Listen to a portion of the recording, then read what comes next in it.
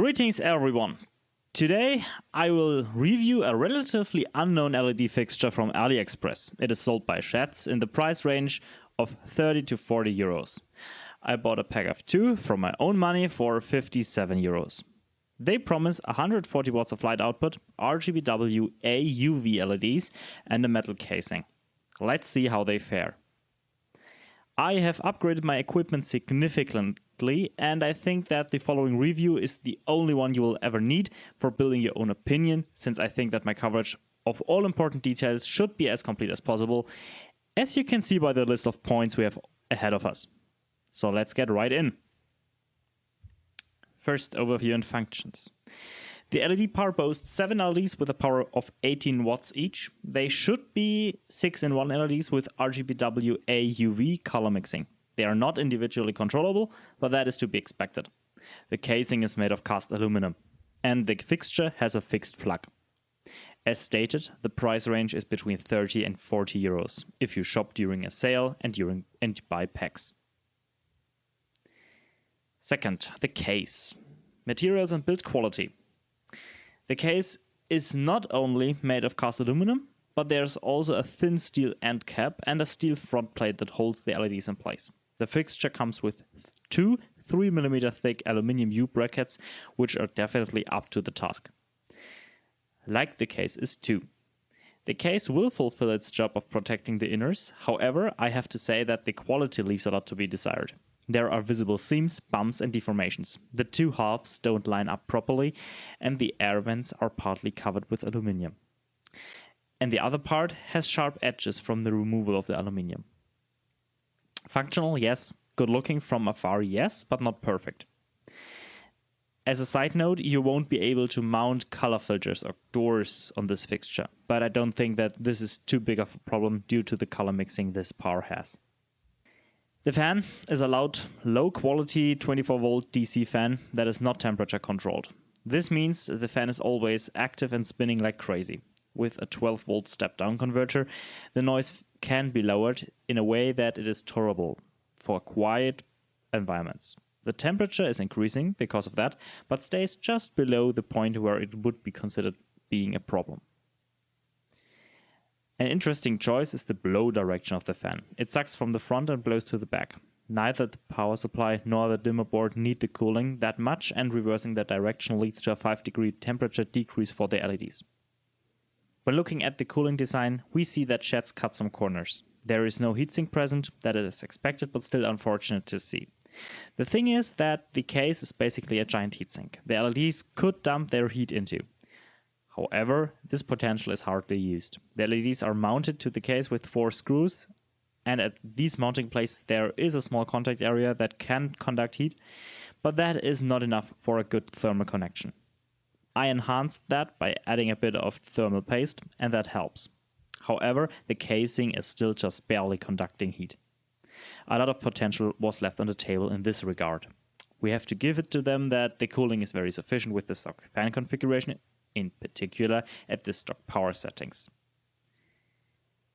However, as a whole, you either have a fixture that is loud or one that is hot. Now to an often discarded part of the fixture, the safety features. This is a fixture with a metal case and thus should be grounded. Additionally, the cable is one with a ground lead anyway, so this means no effort. However, they did not do that. They just cut the earth cable and left it unconnected. That fixture is highly unsafe in that regard. If you know of this problem, it is an easy fix. I earthed the case by just soldering the earth to the mounting plate of the power supply. This is the first fixture from China that is actually CE certified. That does not mean anything, since it is a self-certification, but it is necessary to use inside of the EU. And, as a nice bonus, they put a shiny CE sticker on there, just for good measure. How kind of them. Now to the thing we are all waiting for most, the LEDs. First, I measured the brightness at a distance of 2 meters from the fixture, independent of the angle. The resulting graph can be seen on the right. I measured the brightness with a brightness sensor of a Samsung Galaxy S20 FE, so probably not the most accurate thing ever. But it should be fine for relative comparisons. The measurement was done in lux and once for all LEDs full on and once for only the white ones on. There are different definitions of the beam angle, and I will give you two. The angle at which the brightness is 1/2 of the max brightness, and the one where it is 1/10. This second point corresponds to the data given by the manufacturer of 25 degrees. Subjectively, the beam angle is just right for the brightness. It's not too big that it is too dim, but also not too focused. However, you should definitely not expect any beam effects with this light. To the brightness and the DMX value. Wait a minute. I could talk lengthy about the stock dimming curve, but I won't, since I will cover that topic in a minute. So please bear with me here. Let's see if the LEDs are as advertised. They say the LEDs are at 18 watts each, and my measurement tells me the same. As a disclaimer, the maximum safe voltage of an LED is not a number set in stone. In the ideal world, one would use a constant current driving method, but that is not the case here. With a constant voltage driving method, you need to use the voltage as the defining number. I just took those values as I deemed good, but they may very well be a bit off. However, the numbers lead to a total LED power of 120 watts and an individual LED power of 17.37 watts. That is as advertised, which is great. However, as always, that is not the power with which the LEDs are used, which we will talk about now, the dimmer board. In this section, I want to explain how the dimmer board controls the LEDs and if that is a good way to do it. We can see the dimmer board on the right here. It is a pretty straightforward board.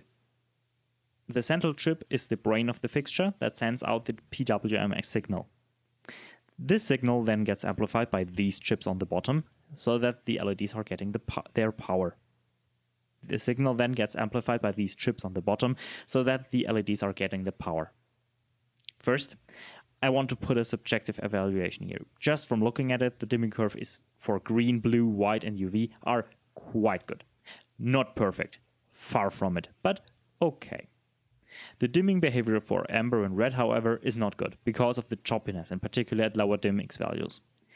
We will later learn why that is. It is not outrageously bad, but it is still bad. With that out of the way, let's get to the measurements.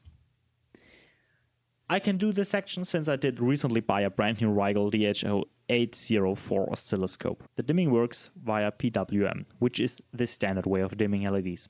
We can see how such a PWM signal look like, in the case for the UV LEDs at maximum brightness. For that, we can get the PWM duty cycle and the maximum voltage during on. The switching frequency is also measured here.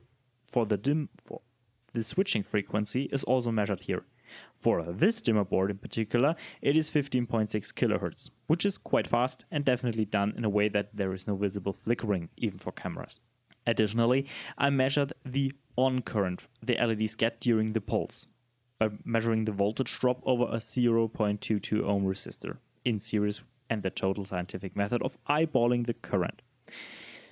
If possible, I used the automatic function of the oscilloscope to average the number. All this was made a bit tricky because, as you may be able to perceive, there is a current spike at the start of every pulse. As you will see in the next table, my eyeballing method in company with the automatic function was not too far off. These are the most important data points I got with this method. The peak voltage is minimally different, but generally identical for every LED. The maximum duty cycle differs quite much. For red, it is 4.6%, and for green, for example, it is 9.5%. As we get to the right of the table, there is the current during the peak, the power per color, and the power per LED per color at the highest Dmax value. I added those together and we get the total LED power of 37.65 watts and the total LED power per LED of 5.38 watts. This is obviously lower than advertised and means that this part does not get as bright as it is being advertised, at least not in normal operation. When looking at the voltage again, we can see a column for the voltage that every LED sees. The shocking thing is that they each get 4.5 to 4.6 volts, which is generally considered as high for white and blue, but is way too high for red and amber. Since they have to limit the power of the LEDs, and they A, can't do that via current and B, nor via the voltage, they have to use the PWM for not only dimming but also for power limiting. Consequently, the maximum duty cycle the dimmer gives out is set so that they won't get too much power on average. If left on for even a short amount of time, they will burn through, as I had to experience the hard way. Small correction from post me here. I forgot to tell you something, and that is what exactly happened when my LED board broke. And that is that I called SHEHDS and said, hey guys, I want to buy a new one. Can you give me just the board? And they were actually so kind to say, yeah, you can just have the one for free. They were already sending a package out to me, so yeah, they said just we will give them to you for free. However, please tell that in your review. They didn't know that I would post a review on YouTube. They just thought I would post a 5-star review on AliExpress. But since that is actually a very good service to send me a replacement unit, I explicitly stated I broke. I agreed to that. And well, here I am. I just want to tell you that apparently, if you are dumb enough to break something, SHEHDS is very, or at least to me, was quite generous with a replacement unit. In this case, a replacement board with all the LEDs on that. Additional small side note, I also had the problem of a broken LED for another fixture I bought of them.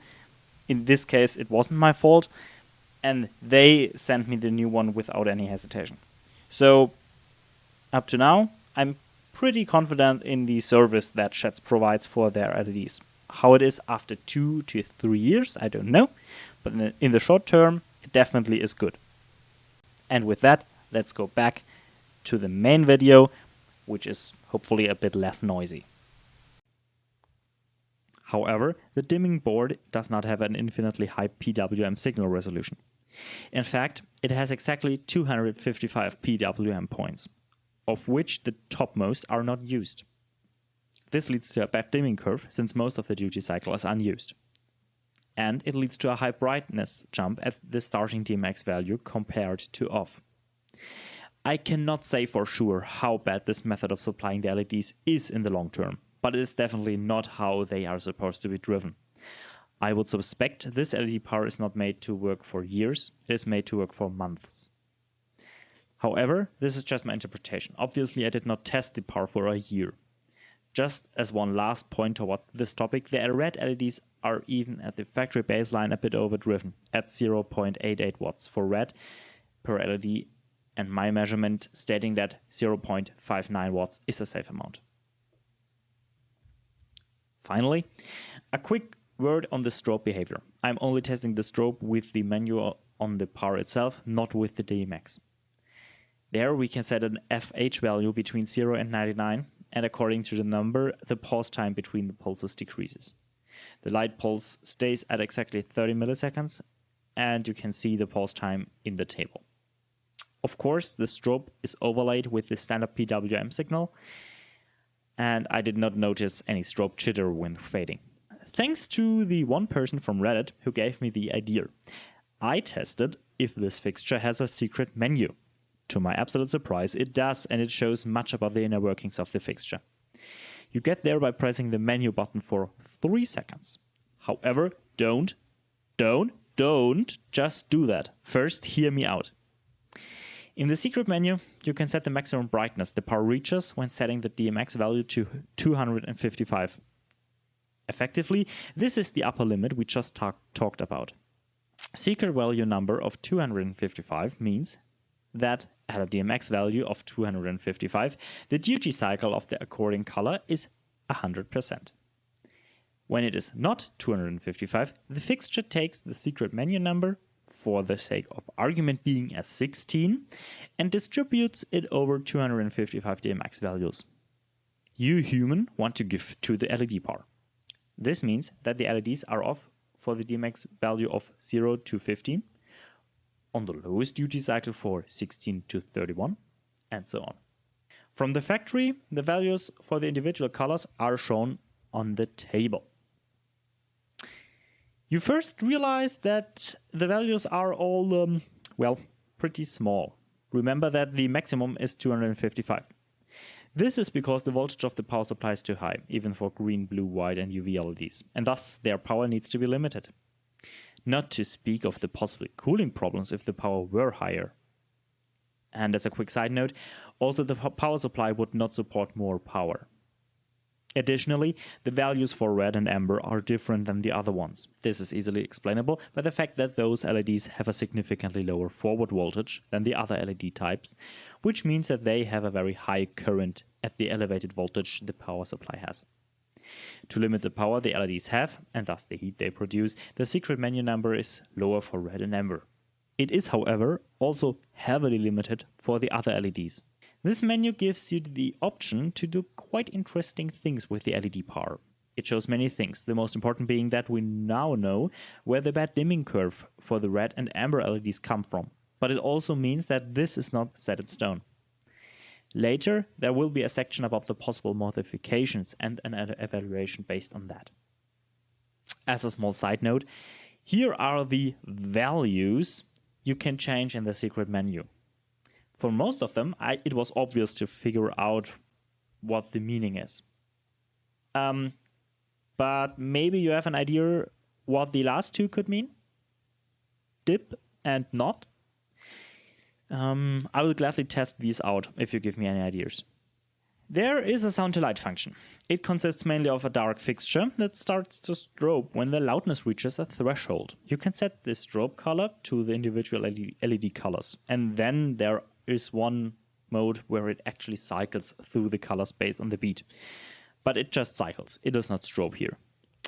However, with this low count of sound to light functions and the sound sensitivity dial being hidden deep in the fixture, the sound to light mode is pretty useless, so just don't bother.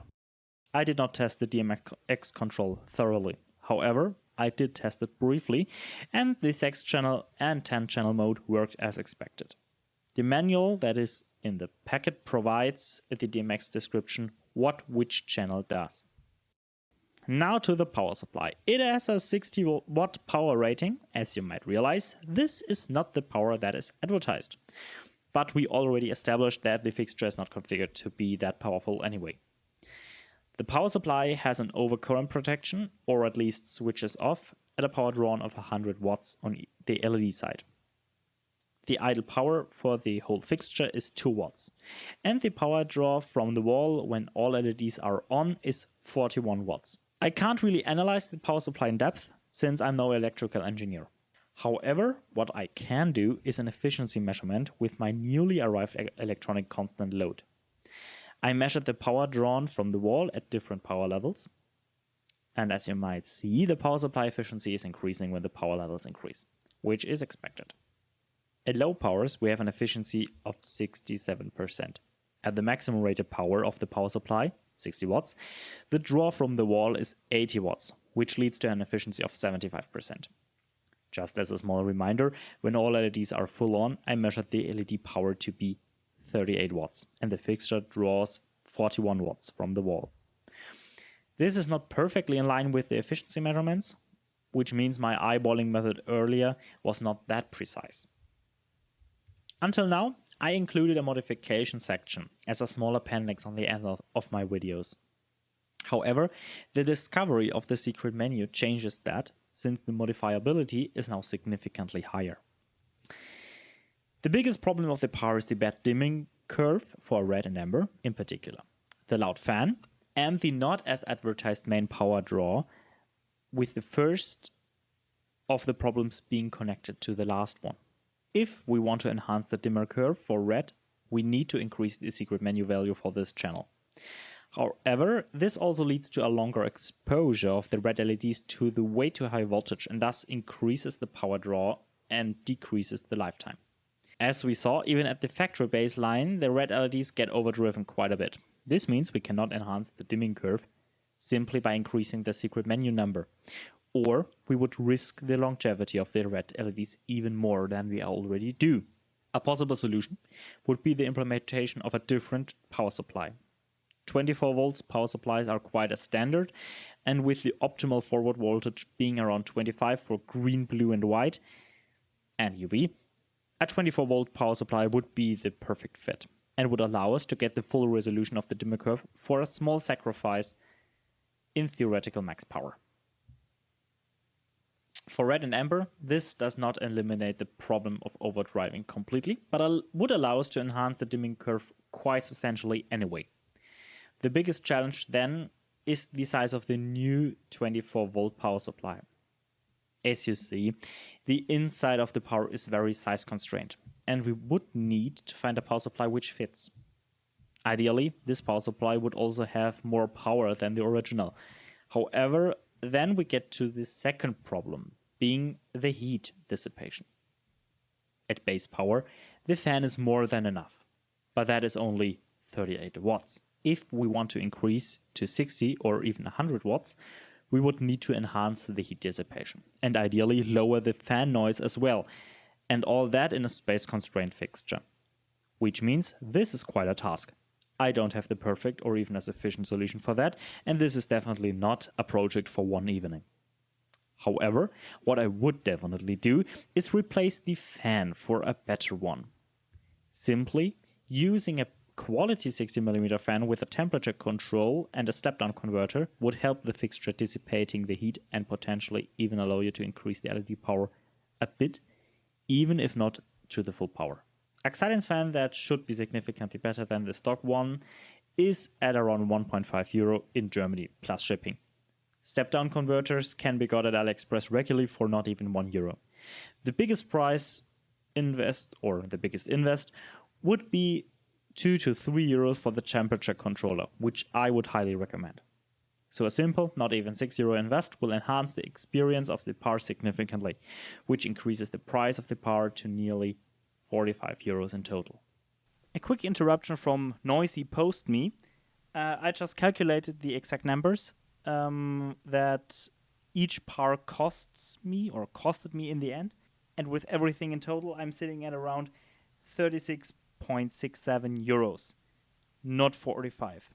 However, scaling effects by buying multiple ones and thus paying a lower price per unit decreases this price significantly. However, of all, 37 euros, that seems about a right price for this whole power fixture, including the power supply and including the fan modification. Then, in a second step, the power supply replacement would be necessary. Even if we don't want higher power, just the better dimming curve would be a significant enhancement.